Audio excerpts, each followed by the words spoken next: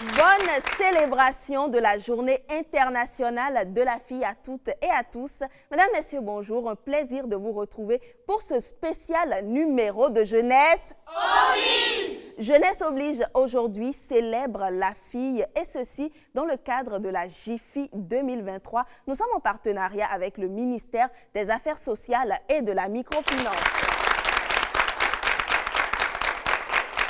Le ministère des Affaires sociales et de la microfinance entend marquer cette édition en donnant la parole aux principales concernées. Elles nous viennent des 12 départements du Bénin et elles sont sur ce plateau pour se prononcer sur le sujet. Les droits des filles sont-ils toujours respectés? C'est la question qu'on se pose et évidemment, il y a deux camps, celles qui pensent que les droits sont respectés et celles qui pensent que les droits ne le sont pas. Place au débat et celle qui va conduire les échanges aujourd'hui, c'est bien sûr Divine.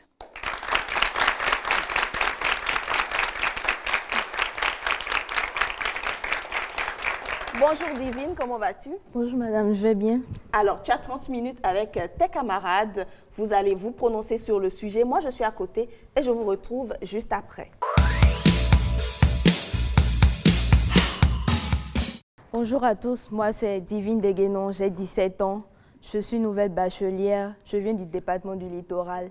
Nous sommes ici aujourd'hui dans le cadre de la Journée internationale de la fille, JIFI 2023. Et nous sommes ici pour débattre autour du thème « Les droits des filles sont-ils réellement respectés ?» Sans plus attendre, nous allons commencer le débat. Et j'ai à ma droite celle qui pense que les droits des filles sont réellement respectés et à ma gauche celle qui pense que les droits des filles ne sont pas respectés. Donc, pensez-vous que les droits des filles sont réellement respectés? Oui, pourquoi? Non, pourquoi? Je vous écoute. Moi, c'est Mafon, non l'aidé Précita Orlan. Je viens du département des Collines. Je pense que les droits des filles sont respectés au Bénin parce que nous constatons de plus en plus les filles dans les instances de décision. Nous constatons dans les communautés, dans nos villages, que beaucoup de filles vont à l'école et que de nombreux efforts sont en train d'être fournis pour le respect des droits des filles au Bénin. Donc oui, pour moi, les droits des filles sont respectés au Bénin. Merci. Qui ose parler? Je m'appelle Chala Shekina. Je viens du Ouémé.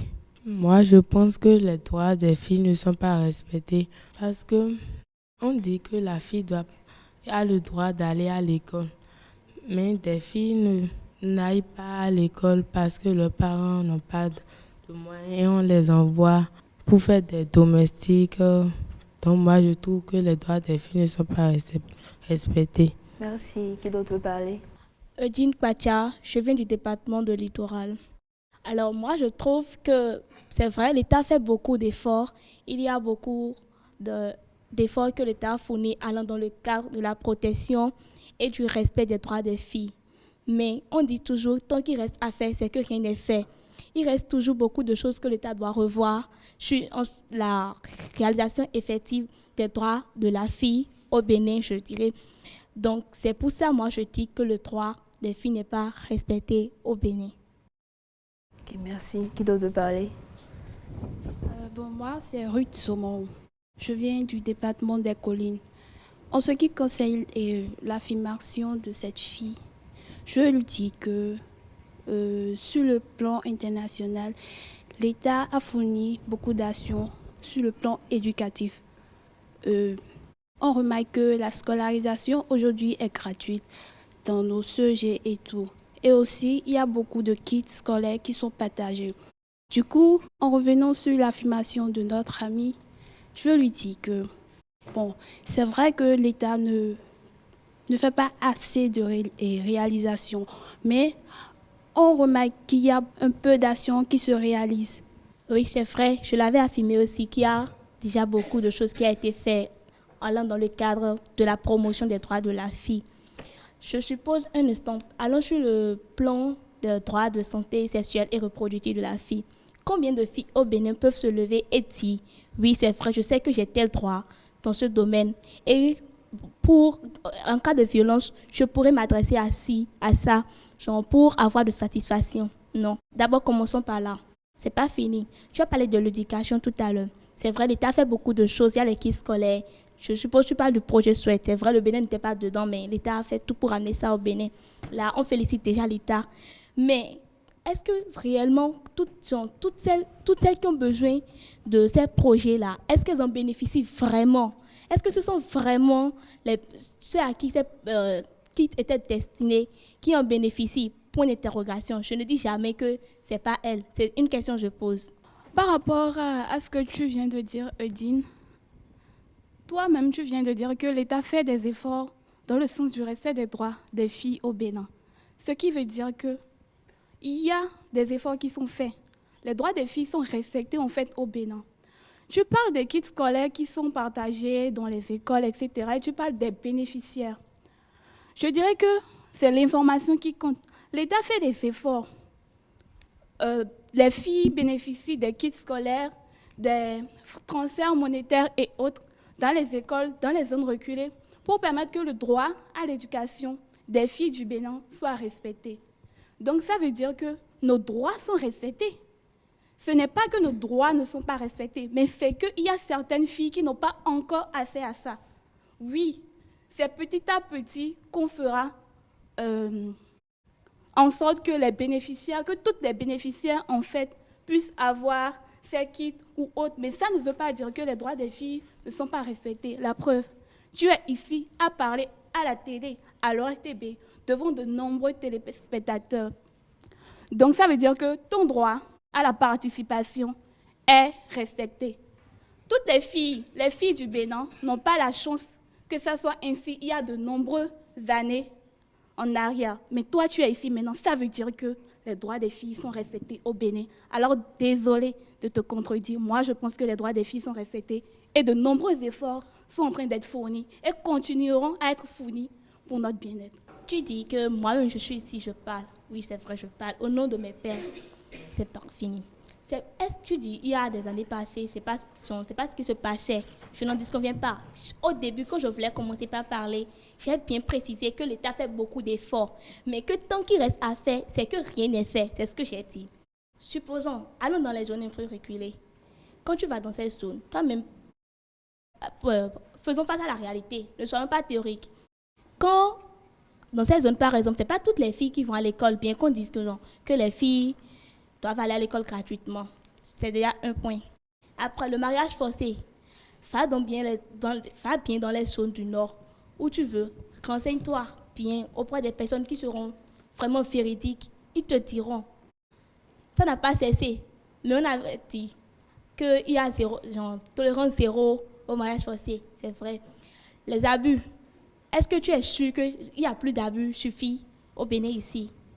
Point d'interrogation. Allons dans les écoles. Tu es sûr qu'il n'y a plus d'harcèlement en milieu scolaire? Il y en a toujours.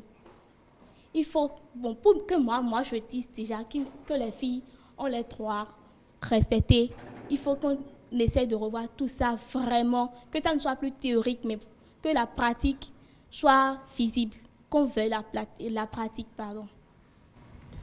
Merci. Qui doit te parler? Je m'appelle Arnaud Soumélène, je viens du département de l'Ouémé. Je peux te poser une question? Est-ce que tu sais que l'État a créé une ligne gratuite pour dénoncer les cas de violence? Le 138, oui, je suppose. Tu sais? Oui, est-ce je que tu sais que dans chaque zone, il y a des CPS? Je sais. Pour aller et pour dénoncer des cas? Je sais, oui. Je veux te dire que tant qu'il y a le mot respecté à côté de droit, ça veut dire que les droits sont respectés. C'est désolé de te dire que l'État fait des efforts. Ce n'est pas de leur faute s'il y en a encore des gens, des filles dont les droits sont respectés. Mais l'État a créé par exemple des centres d'accueil, des orphelinats pour mettre ces filles qui sont sans abri, qui se retrouvent, qui sont vulnérables, pour leur donner quand même un toit. Donc, je suis désolée de te dire que les droits au Bénin sont respectés. Ne sois pas désolée de me le dire. Mais il faut que je te dise encore. la parole à quelqu'un d'autre, non? Mais bon, elle m'a posé une question, je veux lui répondre, s'il te plaît, laisse-moi juste cette femme. Je suppose, tu as parlé des centres de promotion sociale, que la ligne fait, tout ça. Déjà, c'est pas le fait de créer la solution. Moi, je dirais que la solution je trouvais maintenant là, c'est à se rapprocher de la cible, savoir réellement de quoi elle a besoin. Je suppose que tu as parlé de la ligne d'assistance, c'est vrai, ça existe, le 138. Combien de filles connaissent cette ligne, cette ligne? Le 138, moi je vais te le dire. Par exemple, j'ai fait exprès de l'appeler une fois, ça a sonné, personne n'a décroché. Je sais que le 166, oui, ça marche. Je ne sais pas si le 138 actuellement est en panne, je ne sais pas. C'est pas fini. Tu as parlé des centres d'accueil et les CPS. Les CPS sont là, les centres d'accueil sont là. Pour aller vers eux, tu penses que déjà, il y a déjà le silence qui pèse déjà. Il faut d'abord travailler à rompre ce silence pour que les filles aient maintenant le courage. Moi, je pense que ce n'est pas le fait de crier qui soit la solution. Non, il faut se rapprocher de la cible, voir de quoi elle a vraiment besoin. Si on trouvait la solution en partenariat avec la cible, c'est ça, moi, je pense. C'est pas genre, crier, ça, sans que même la cible ne soit au courant de l'existence de cela.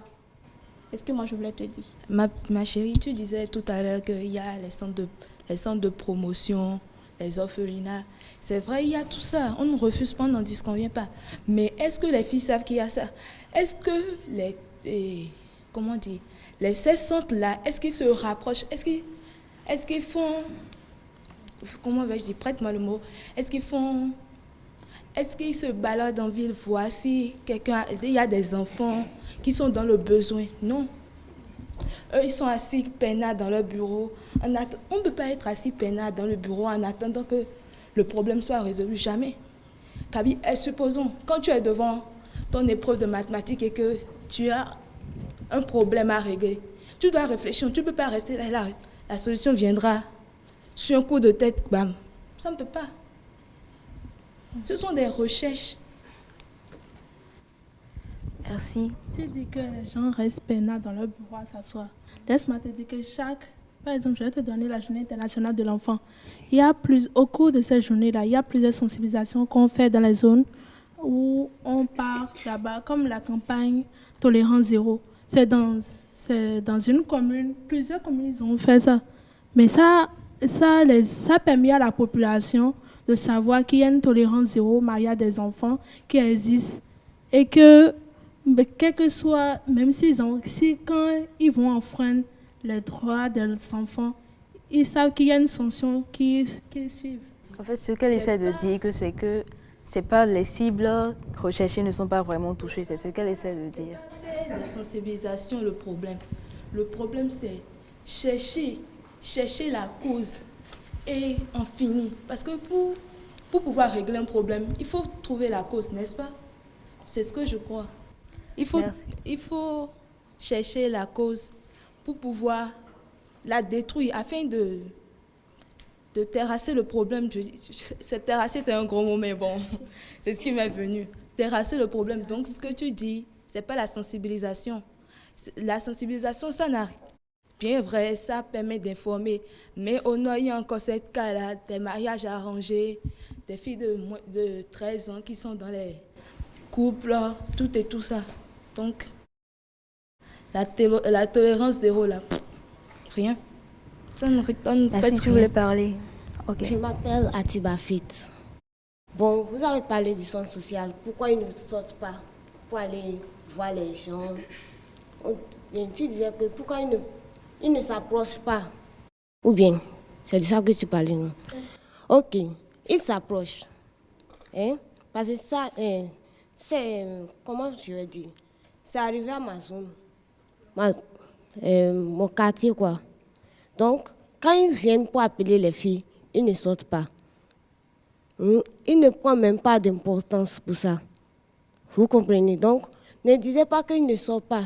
Ils le font. Est-ce que l'information est passée? Oui. Tu es sûr que l'information est passée? Oui. Donc, ça veut dire qu'il y a un problème. Ça veut dire forcément qu'il y a un problème. Ce n'est pas venir et rassembler les gens. Est-ce qu'ils sont allés voir le chef quartier pour avoir son accord ainsi que son aide? Oui. Tu es sûr? Oui. Ah, donc, ça veut dire que votre sensibilisation a un problème. S'il te plaît. Déjà là, il faut déjà chercher à savoir c'est quoi la source de ce silence. C'est ce que je disais. Déjà, ils se sont déplacés, ils sont allés dans la zone, ils ont vu le chef quartier, ils ont collaboré avec lui. Mais pourtant, les filles sont restées silencieuses, elles ne sont pas sorties. ça veut dire déjà qu'il y a un problème. Il y a quelque chose qui ne cloche pas bien là. Donc c'est là maintenant, il faut chercher à trouver la source et trouver maintenant la solution pour éradiquer déjà dès la source. Si on cherche à éradiquer en haut ici, je ne crois pas que ça ira. Ça n'ira nulle part. C'est ce que je disais, creuser en profondeur et trouver la vraie racine, la source véritable. Voilà, c'est ce que je disais au fait. Alors moi, je veux m'adresser à Eudine. D'abord, pour commencer, tu as dit que au Bénin, combien de jeunes filles se sont levées et elles se sont exprimées sur les cas de violence. Ok, il y a des jeunes filles qui se lèvent et s'expriment. Par exemple, nous avons des ONG qui les aident à parler, à évoquer leur faire et tout. Si je prends par exemple l'ONG de Marie-Élise Bédo, par exemple, bon, je ne sais pas, elle au moins, elle aide les jeunes filles à parler de ce qu'elles traversent et tout. Tu as aussi dit que dans nos écoles et tout, qu'il y a des harcèlements sexuels. Je te dis que les harcèlements sexuels, elles ont au moins baissé. Parce que la plupart des professeurs qui le font, ils sont directement enfermés. Et tu as aussi demandé à savoir la source d'un problème et tout. Le problème chez les jeunes filles d'aujourd'hui, au fait, c'est la peur. Elles ont du mal à s'exprimer. Elles ne savent pas comment parler, s'adresser, parce qu'elles se sentent menacées et tout. Maintenant, je reviens sur le sujet de notre amie et tout. Elle a dit que nous avons des directeurs qui restent dans leur bureau et tout. C'est pas ça le problème. Au fait, il y a des campagnes, des marches qui s'effectuent et tout. Donc, je l'ai déjà dit, c'est la peur qui fait à ce que les jeunes filles ne parlent pas. On dit souvent, petit à petit, l'oiseau fait son nid. Oui. On ne commence pas un jour à faire quelque chose et on aboutit le lendemain. Ma chérie, je suis désolée. Oui. L'État fait des efforts, des sensibilisations sont menées, plusieurs actions sont menées et c'est dans le but de faire respecter les droits des enfants et en particulier des filles. Je dis que les droits des filles sont respectés. Tu nous as parlé des abus, des violences, des harcèlements faits aux filles. Je te dirais que l'État ou les ONG, l'UNICEF, Plan Bénin, le gouvernement, le MAS, tout le monde est en train d'œuvrer pour que ces violences-là, ces abus, ces exploitations faites aux filles cessent. Nous avons parlé de la ligne d'assistance aux enfants, la LAE, le 138, qu'on peut appeler gratuitement. Tu as dit que quand tu as appelé, ça n'a pas marché. Ça a marché, personne ne m'a répondu. Ok. Qu'est-ce que j'ai dit? L'être humain n'est pas parfait. La technologie aussi, si on peut le dire comme ça, n'est pas parfaite. Donc tu peux appeler et qu'à ce moment précis où tu as appelé, il y a eu de failles. Ça ne veut pas dire que des efforts ne sont pas faits. Ça ne veut pas dire que quand on appelle, cette ligne-là ne travaille pas. Ah non, je t'arrête. Tu ne peux pas dire ça. J'ai jamais dit ça. Mais non, tu parles des abus, des harcèlements dans les écoles, des professeurs et tout qui harcèlent les filles. Aujourd'hui, plusieurs lois ont été votées pour que ces acteurs, ces auteurs de maltraitance des enfants, d'harcèlement et tout, soient mis en prison. Tu parles du fait que ce n'est pas effectif. Je dirais que oui, c'est effectif. J'en ai des exemples palpables, et ce, dans la commune de Savalou, d'où je proviens. Le centre de promotion sociale peut en témoigner, le chef centre de promotion sociale peut en témoigner, ce qui est la preuve vivante que les droits des filles sont respectés au Bénin, à Savalou, dans mon quartier, à Rosedo. Après cela, tu me dis également, vous me dites également que les droits des filles ne sont pas respectés parce que les directeurs sont dans les bureaux, ne font rien, ne font ci, ne font ça. Mais calmez-vous. À part le fait de descendre n'est pas forcément, le fait de ne pas descendre n'est pas forcément, ne signifie pas forcément que des actions où le directeur n'est pas quand même intéressé ou ne mène pas des actions en fait pour la protection des filles dans son collège ou dans son école. Nous voyons aujourd'hui que les auteurs qui violent les droits des filles, qui harcèlent les filles, qui maltraitent les filles, le font maintenant en cachette. Ils ont maintenant peur. Pourquoi ils ont peur? Parce que des actions sont menées. Parce que quand ils le font, ils sont punis. parce qu'ils ont vu que des gens étaient punis.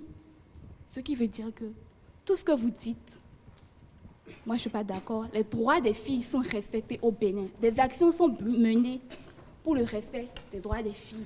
Ok, merci pour ton intervention. Qui veut parler ici? Ici, c'est Blonde Benya. J'aimerais te poser une question. Tu as parlé de sensibilisation de la ligne verte. Au fait, j'aimerais te dire que la sensibilisation, quand vous la faites, est-ce que vous êtes sûr que la sensibilisation est portée à ceux qui posent les actes? Est-ce que vous êtes sûr que ceux qui sont concernés par la situation sont effectivement présents? Parce que prenons par exemple et la grossesse en milieu scolaire. Si les parents ne s'occupent pas correctement de leur fille, ne leur donnent pas, et comment je vais dire, ne les nourrit pas, par exemple, elles sont laissées à eux-mêmes. Elles sont libres à eux-mêmes de s'occuper d'elles-mêmes. Donc, elles sont livrées soit à la prostitution, soit elles se livrent aux garçons. Tout. Donc, là, elles sont en milieu scolaire, elles tombent enceintes. Là, elles délaissent les cours à cause d'une grossesse. Face à cela, qu'est-ce que vous pouvez dire? Merci beaucoup, ma chérie. Moi, c'est Dido Chavel. Tu parlais tantôt que si la ligne verte est informée, est-ce qu'il mène vraiment les activités ou bien c'est pas ce que tu dis? Je peux te dire que j'ai été victime. J'avais appelé la ligne verte pour un cas. C'était une fille dans la localité, elle n'était pas instruite parce que ses parents disaient que non, elle ne travaillait pas, l'école était trop âgée, 12 ans encore, au cours primaire, non, que c'est trop, qu'elle ira en apprentissage. Le père même avait choisi de l'envoyer, de la placer chez une tante à Porte-Novo et la mère avait refusé que son enfant ne sera pas placé. Et enfin, moi j'ai appelé la ligne verte. Après, ils ont fait des efforts. Maintenant, la fille est à l'école. Elle a quand même eu le CEP cette année. Je peux te dire qu'ils mènent des activités pour la promotion des droits des filles. Moi, c'est Noa Pauline. Je viens du département de Lemay. Oui, vous savez, quand les parents disent que envoyer les filles à l'école, c'est jeter l'argent par la fenêtre. Et pour eux, c'est les garçons qui doivent être instruits. Mais de nos jours, les États et les membres du gouvernement ont analysé ce truc. Ils se sont dit, mais les garçons à l'école, les filles à la maison, c'est une discrimination. Donc, comment faire pour une équitable, pour mettre une égalité entre eux? Du coup, ils ont quand même décidé, parce que pour les parents, envoyer les filles à l'école et investir sur elles, c'est après, au cours de l'année, elle peut tomber grosse. Et comme ça, l'argent et les investissements sont nuls du coup. Donc, les États ont analysé, l'État a analysé, puis il a dit, si c'est ça, alors nous allons prendre les filles en charge. Prendre les filles en charge revient maintenant à dire que les envoyer à l'école sans qu'elles ne payent, comme les garçons. Du coup, de nos jours, on voit que les filles sont à l'école. Ça déjà, ça fait parmi les droits, le respect des droits de la fille. Si ces droits n'étaient pas respectés, quand même, lorsque les parents disaient ça, les gens pourraient banaliser ça. Et jusqu'à nos jours, on se est en train de voir les filles à la maison, dans les rues, et bon. Mais aujourd'hui, elles sont instruites, elles vont à l'école. Et ce que nous voyons, regardez, prenez par exemple l'exemple de notre ministre. Elle est une grande dame, non? C'est parce qu'elle a été instruite, c'est parce que ses droits ont été respectés. Et si elle est là, elle mène aussi des actions pour que les filles, les petites filles aussi viennent à cette étape comme elle, deviennent de grandes personnalités demain. C'est pour ça. Donc, ne disons pas que les droits des filles ne sont pas respectés. Elles sont plutôt bien respectées avec toutes les actions que le gouvernement mène, bon, disons, le code de l'enfant qui a été mis en place avec les infractions, et comme ça, les auteurs ont peur de faire certaines choses. Donc, moi, je pense que les droits des filles sont bel et bien respectés. Ma chérie, s'il te plaît, tu dis que les droits des filles sont bel et bien respectés. Moi, je te dirais une fois encore non. Je suppose un instant, bon, je ne sais pas si tout le monde est, je sais que parmi nous ici, il y a au moins des filles qui militent dans des associations. Si effectivement ces droits étaient respectés, est-ce que nous serons encore là à nous voulons promouvoir et défendre les droits des enfants ou droits des filles, je dirais? Tu penses que c'est déjà, genre, d'abord, ça fait un aspect.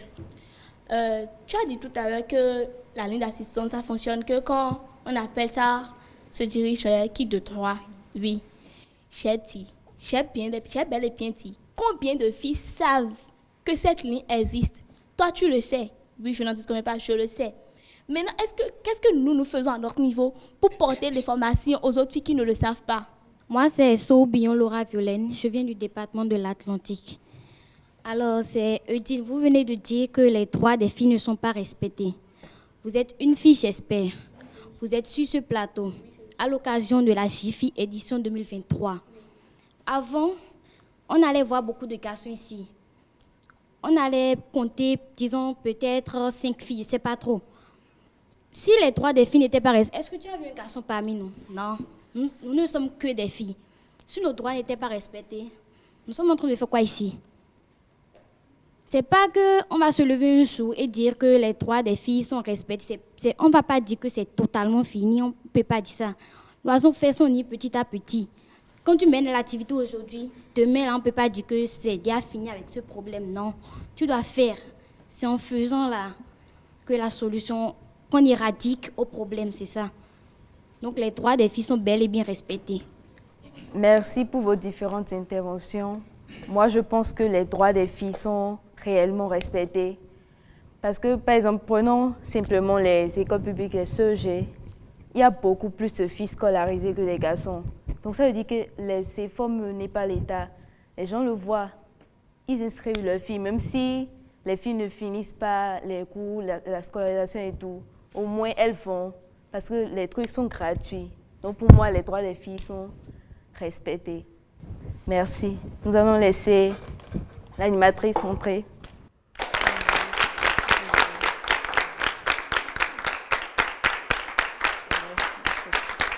Merci beaucoup, Divine, pour le débat. Merci à vous, chers amis, pour votre participation. Nous allons à présent recevoir notre invitée, celle-là qui va un peu situer les choses et nous dire ce qu'il faut retenir concrètement. C'est elle qui représente le ministère des Affaires sociales et de la microfinance sur ce plateau. Ce sera dans Recentrons le débat.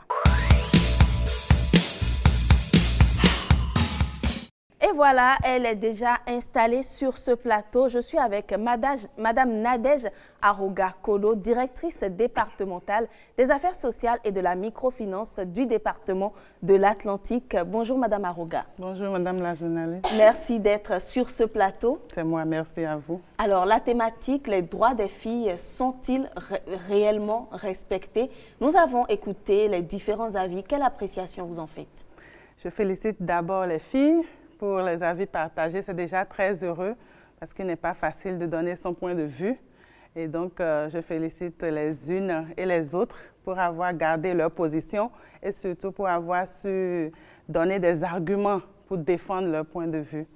Je pense que globalement, elles ont dit l'essentiel. La question de respect des droits des filles est une question essentielle, c'est une question importante. Et je pense que de nombreuses actions sont menées par le gouvernement en la matière. Tout à fait. Comme certaines l'ont d'ailleurs évoqué. Mais vous, personnellement, quel est votre avis sur le sujet? Est-ce que les droits sont respectés aujourd'hui? Oui, je dirais que les droits des filles sont respectés au regard des actions qui sont menées. Et au sein de la communauté, il y a encore des efforts à faire.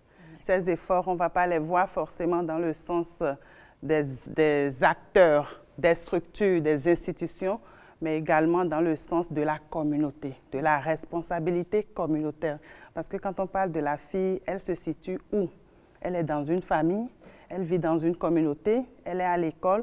Donc oui, tout à l'heure, le débat a été de voir un peu quel est le rôle de l'État. Est-ce que l'État joue correctement son rôle? mais aussi à côté de l'État, il y a la famille. Donc, je pense que des efforts restent à faire afin que les acteurs communautaires, les parents, les leaders, que tout le monde se mette à contribution pour que les points sur lesquels il est nécessaire d'améliorer les choses, on puisse avancer également là-dessus. Alors justement, votre ministère de tutelle, le ministère des Affaires sociales et de la microfinance, est beaucoup, je dirais, sur le terrain. Ça va dans divers départements. Est-ce que vous notez quand même une amélioration au vu des différentes actions qui ont été menées, de façon concrète? Oui, de façon concrète, on peut dire oui, qu'on note une amélioration. Déjà, cette amélioration, on va dire, en termes d'action menée par l'État, il me plaît de rappeler deux grands points, deux grands domaines qui sont notamment le domaine institutionnel. C'est déjà très important de réussir dans un pays à dévouer un ministère à la cause de la fille, à la cause de l'enfant, à la cause de la famille de façon générale, mais également le domaine législatif. Donc, vous allez constater que de nombreux efforts ont été faits dernièrement pour renforcer véritablement le cadre juridique de protection de l'enfant de façon globale, de protection de la fille en particulier.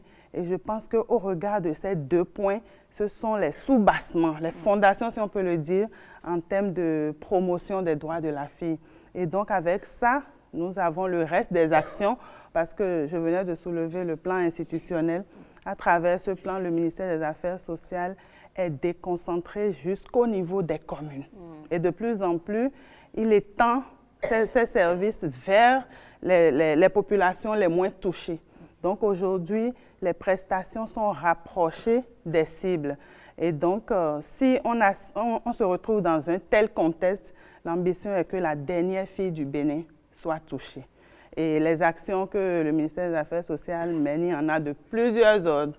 Et donc, si on doit revenir à ce que je disais tout à l'heure, où se situe la fille? On va la retrouver d'abord en famille. Dans quelle famille? On peut la retrouver dans une famille qui essaie, tant bien que mal, de subvenir à ses besoins. On peut la retrouver dans une famille qui éprouve des difficultés, quand bien même il y a la volonté, la responsabilité parentale. On peut le retrouver dans cette famille-là. Et donc, qu'est-ce que le ministère fait? C'est d'accompagner au plan communautaire les familles pour que chaque famille au Bénin soit capable de prendre en charge son enfant, soit capable de prendre en charge sa fille. Et quand on parle de filles, il y a des questions essentielles. Tout à l'heure, les filles ont parlé du mariage des enfants. Elles ont cité la campagne Tolérance Zéro. Vous voyez, ne serait-ce que cette campagne qui a été mise en exergue permet de relever que l'État a pris conscience ou a conscience de ce que des filles sont victimes de mariage. Et déjà, les résultats du Miss 2014 a démontré cela. Et sur cette base, des actions ont été menées pour que la fille au Bénin ne soit plus confrontée à ce genre de situation. Donc, ça a été beaucoup d'actions. Et d'ailleurs, actuellement, les résultats de cette campagne sont en train d'être évalués parce qu'on ne peut pas du jour au lendemain apprécier si les filles ne sont plus mariées ou pas. C'est des questions qui touchent au changement de comportement et qui prennent du temps. Donc actuellement, cette campagne est en train les résultats sont en train d'être évalués et c'est certainement en fonction du niveau atteint, les actions seront relancées encore s'il y a toujours des cas. Donc je pense que des efforts sont consentis en la matière. Si je dois faire un tour dans les mutilations génitales féminines, dont on n'a pas parlé aujourd'hui par exemple, il y a eu d'importants efforts qui ont été faits. Aujourd'hui, on peut dire qu'on a boosté hors de nos frontières la question des mutilations génitales sur les filles. Mais le cadre juridique reste aux aguets, prêt à quand même bondir sur d'éventuels auteurs qui vont également se donner à ce genre de pratiques. Et les indicateurs sont sous surveillance. On a beaucoup entendu sur le plateau, notamment pour celles qui étaient sceptiques, celles qui estiment que les droits ne sont pas respectés parce que toutes les filles béninoises, chaque fille n'a pas accès à l'information. Vous avez pourtant parlé de votre démembrement dans les communes. Est-ce que comment le travail y est fait? D'accord, merci beaucoup. Par rapport à cette préoccupation, effectivement, au niveau de l'étendue du territoire, nous avons au moins un centre de promotion sociale dans chaque commune et les communes à statut particulier en ont plusieurs. Et comme je l'ai dit tout à l'heure, le ministère est en train d'évoluer dans les réformes, de pouvoir se rapprocher plus des communautés. Mais avant même cette réforme, il faut dire que dans les stratégies d'action, une structure a un siège, n'est-ce pas? Donc, installée quelque part, les agents vont au service sur ce lieu, mais étant conscients de ce que les cibles de cette structure sont dans la communauté, nous organisons au niveau du ministère des Affaires sociales ce qu'on appelle des descentes en stratégie avancée. Donc, nous descendons dans les communautés parce qu'on essaye de faire le point mensuellement, de voir un peu au niveau de l'étendue de la commune, quels sont les villages, par exemple, qu'on n'a pas du tout reçus au cours du mois au niveau du centre, et quels sont les villages qu'on a eu à recevoir, mais au sein desquels les indicateurs ou les préoccupations touchent à des thématiques sensibles. Et donc, nous déployons nos équipes en stratégie avancée, c'est-à-dire le centre ici est fonctionnel, certes, mais une équipe est déployée vers les communautés, s'installe ensemble avec les chefs villages, chefs quartiers qui leur trouvent des endroits. Ils s'installent et ils organisent ce que nous appelons la consultation sociale en stratégie avancée. Donc, c'est une activité qui se fait de façon fréquente, régulière, sur toute l'étendue du territoire national. Et donc, avant de commencer cette activité, nous faisons d'abord une sensibilisation de masse, toutes les personnes qui sont au sein de la communauté. On informe sur le rôle du centre de promotion sociale, quelles sont les activités de ce service-là, en quoi ce service est utile à la communauté. Et là, maintenant, on ouvre à ce que toutes les personnes qui ont des difficultés ou qui ont des situations qui nécessitent un appel à soutien, à l'appui, de se rapprocher des services et puis on arrive à les enregistrer. Et en fonction des informations collectées, nous traitons et en fonction des réponses disponibles, on réussit à accompagner quand même. Donc, je peux dire que pour porter l'information à la communauté, des actions se font en termes de déploiement des services vers la communauté, en termes de réalisation d'émissions également radio, un peu partout.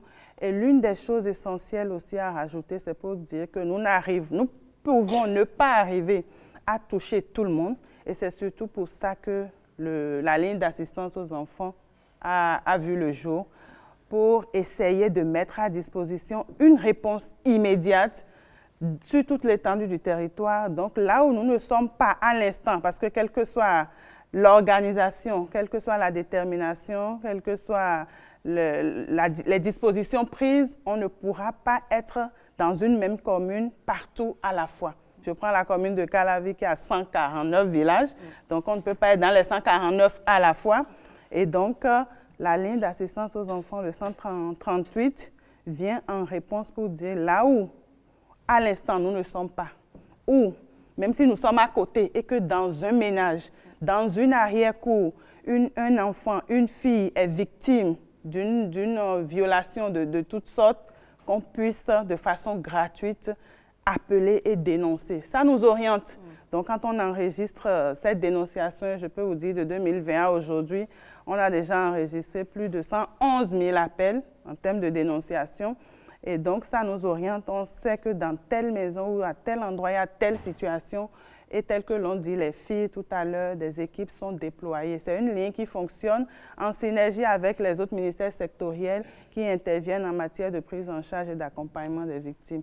Donc, même si on n'est pas partout à la fois, il y a le 138 qui vient dire une fille en difficulté qui n'a pas les services sociaux à proximité peut essayer d'appeler de l'aide ou solliciter une tata, une maman, un tonton, n'importe qui peut gratuitement dire il y a une fille en difficulté à tel endroit et le système se déploie vers elle. La ligne est gratuite. La ligne est gratuite. Et voilà. Et donc, quand l'appel, la dénonciation est enregistrée, il y a le lien direct avec les structures opérationnelles qui sont sur le terrain. Donc, l'appel, les informations sont reversées sur la structure territorialement compétente, la plus proche de la fille concernée, par exemple, et ensemble avec le commissariat ou les structures compétentes à l'instant, au regard du contexte, l'équipe se déploie vers la fille pour assurer les différentes interventions nécessaires. Il y a des mesures d'urgence, donc parfois on en vient tout de suite quand on reçoit l'appel, les secondes qui suivent, on fait des descentes ou parfois c'est la police qui le fait.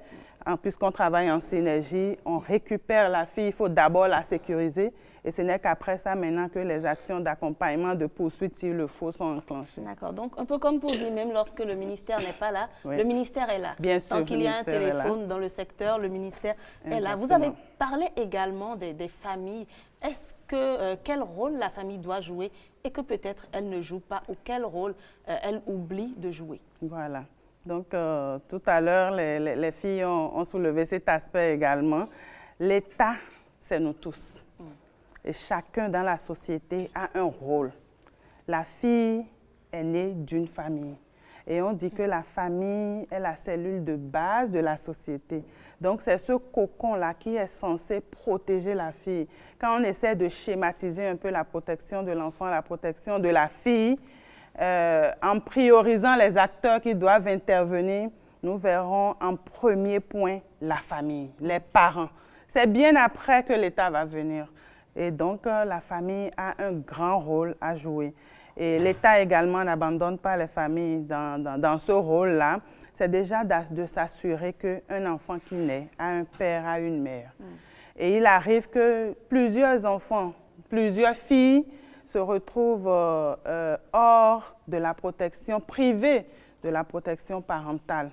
Donc là encore, l'État a des réponses en place pour les récupérer, essayer de se substituer à la famille. Ce n'est pas du tout aisé, mais toujours pour garantir le respect des droits des filles, l'État le fait.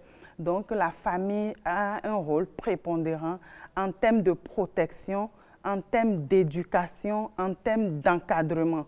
Donc, qu'est-ce qui amène une fille à se retrouver dans une situation de vulnérabilité où ses droits seront violés? En famille, est-ce que ses besoins fondamentaux sont satisfaits? Est-ce qu'elle a l'écoute des parents?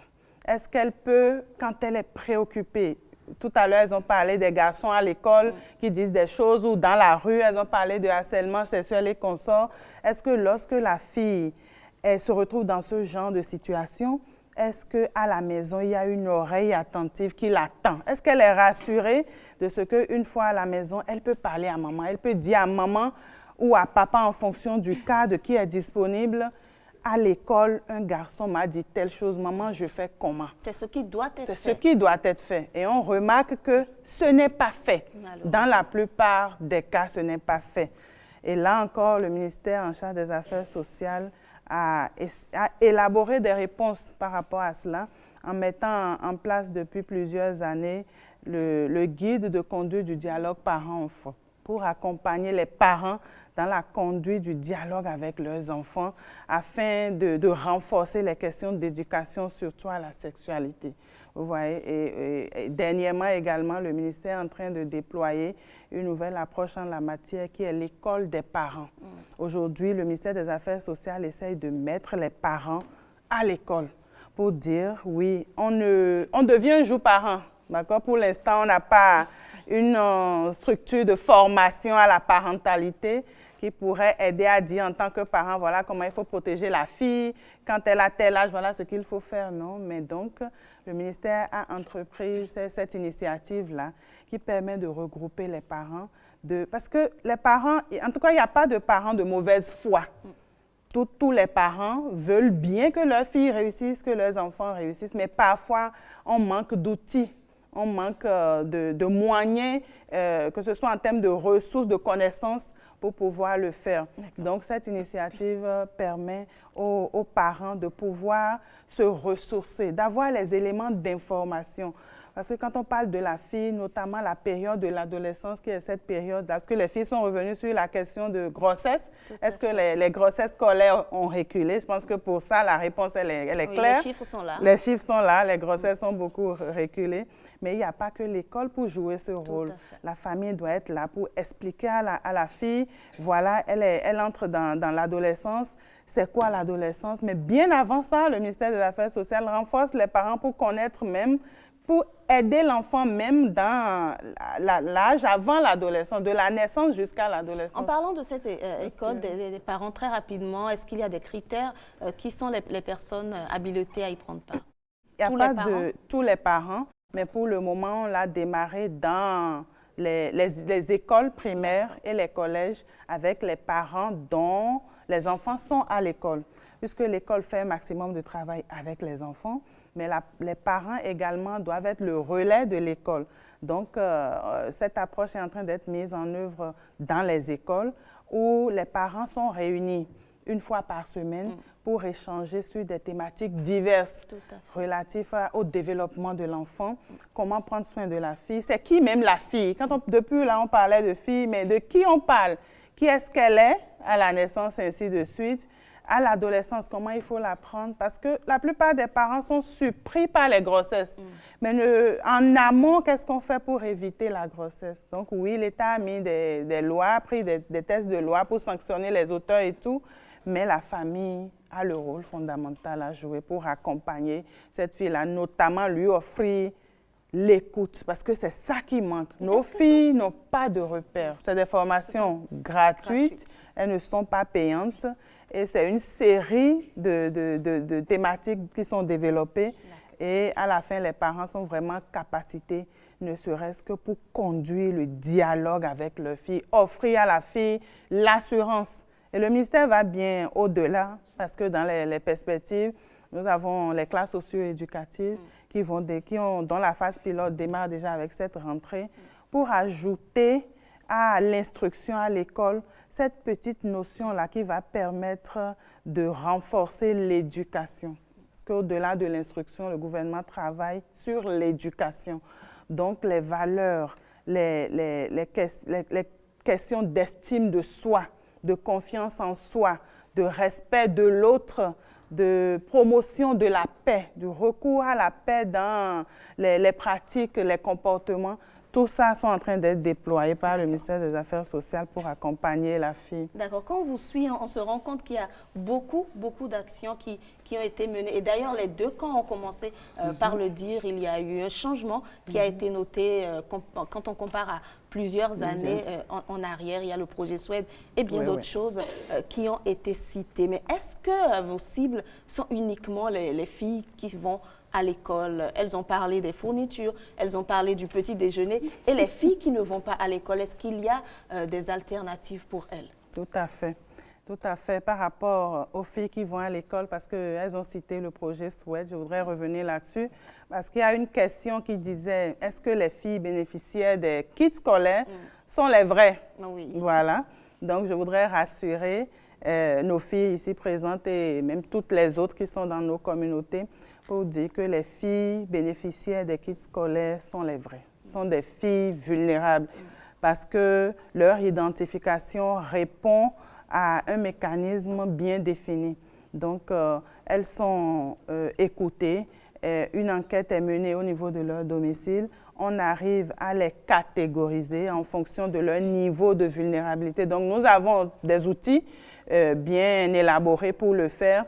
Et à la fin, la fille peut se retrouver dans la vulnérabilité forte, dans la vulnérabilité moyenne ou dans la vulnérabilité faible. Actuellement, celles qui bénéficient des kits scolaires du projet Suède sont les filles de haute vulnérabilité et de vulnérabilité moyenne. Et donc, elles bénéficient des kits et je veux rappeler quand même que ces kits-là sont suffisamment complets. Il y a plus de 30 000 filles qui bénéficient des kits, des filles vulnérables, c'est-à-dire des filles qui, sans cet accompagnement, auraient pu ne pas être à l'école. Mais en amont, on doit se rappeler que l'État a travaillé pendant longtemps à la promotion de la scolarisation. Donc avant, si vous vous rappelez des campagnes, toutes les filles à l'école, tous les enfants à l'école, avant on n'était pas à ce niveau. Aujourd'hui, c'est heureux qu'on ait déjà des filles à l'école et qu'on travaille à les y maintenir. C'est ça le défi aujourd'hui. Donc avec le Code de l'enfant qui rend obligatoire la classe de CM2 à toute personne, aujourd'hui on a compris, même dans nos villages, on a compris que les filles doivent aller à l'école.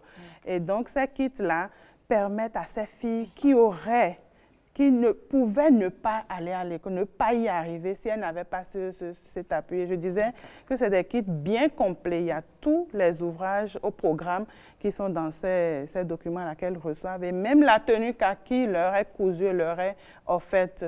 Donc, ces filles-là, je voudrais vous rassurer de ce que ce sont de vraies filles qui ont besoin de cet appui.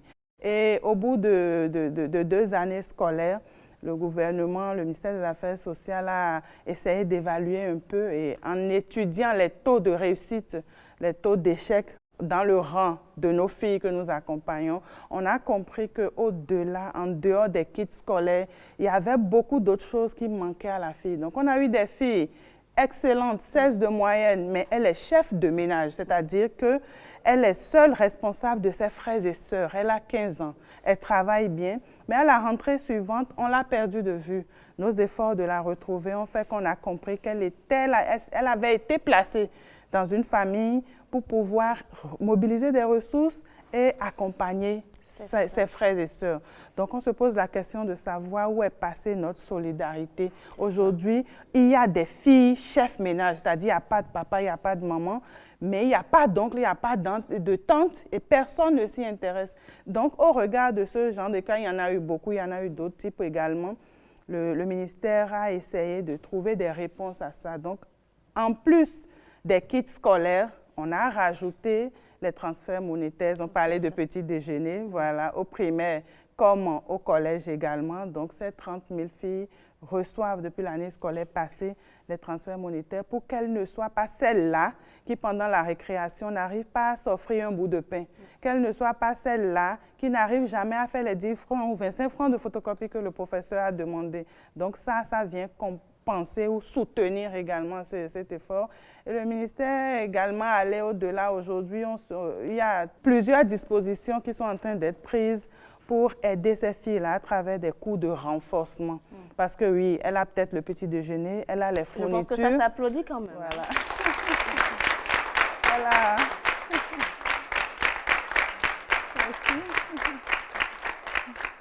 Elle a les fournitures, mais est-ce qu'elle comprend ce que l'enseignant dit en classe? Est-ce qu'elle comprend? Donc aujourd'hui, des dispositions sont en cours pour que ces filles-là puissent bénéficier des cours de renforcement pour mieux s'approprier les notions reçues en classe. Et elles ne sont pas livrées à elles-mêmes ni abandonnées à leur sort. Nos équipes réalisent des visites à domicile pour voir comment est-ce que la fille avance à la maison, comment ça se passe. Donc, elles sont ciblées, elles sont suivies à domicile.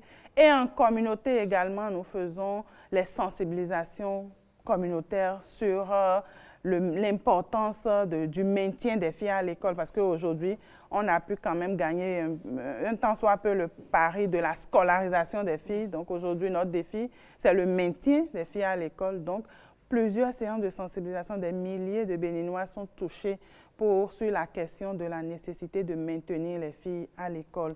Et donc, si on sort un peu du contexte, puisque nos filles ne sont pas qu'à l'école, hein, elles sont pleines en communauté. Elles sont peut-être déscolarisées. Il y en a qui n'ont peut-être pas eu la chance d'aller à l'école à travers le projet SOED également, dans son sous-projet autonomisation des filles et des femmes. Il y a plusieurs actions qui sont menées à l'endroit des filles qui ne sont pas dans le milieu scolaire. Donc, à travers ces actions-là, il y a la formation alternative, plusieurs types de formations alternatives qui sont offertes aux filles. Il y a plus de 50 000 filles qui ont déjà bénéficié de ces formations et elles seront installées. Il y a les formations professionnelles également, plus de 10 000 filles ont bénéficié de cette formation également et les dispositions sont en cours pour pouvoir les installer. Nous faisons également à l'attention des filles qui ne sont pas dans le milieu scolaire les renforcements des compétences de vie. Et ça, nous le faisons dans les espaces sûrs.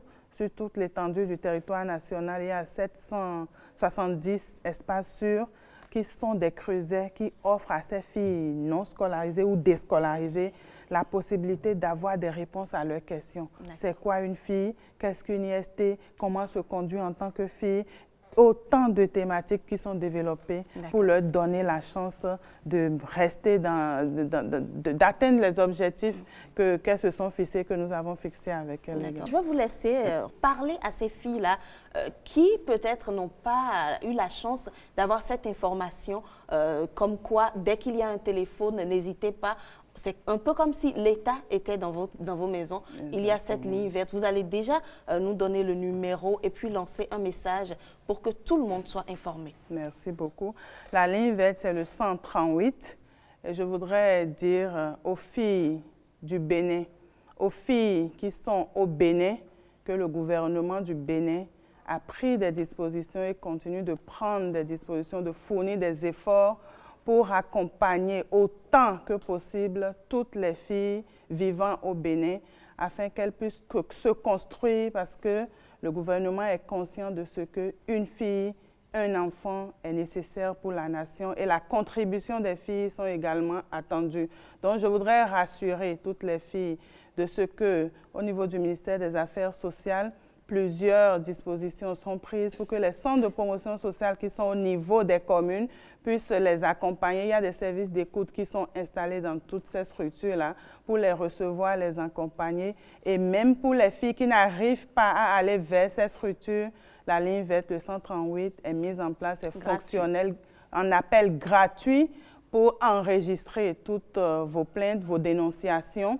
Il faut l'appeler et en fonction de la plainte que vous avez, de la situation que vous présentez, les équipes du ministère des Affaires sociales, en collaboration et en synergie avec les autres acteurs sectoriels, se déploieront vers vous pour vous soutenir.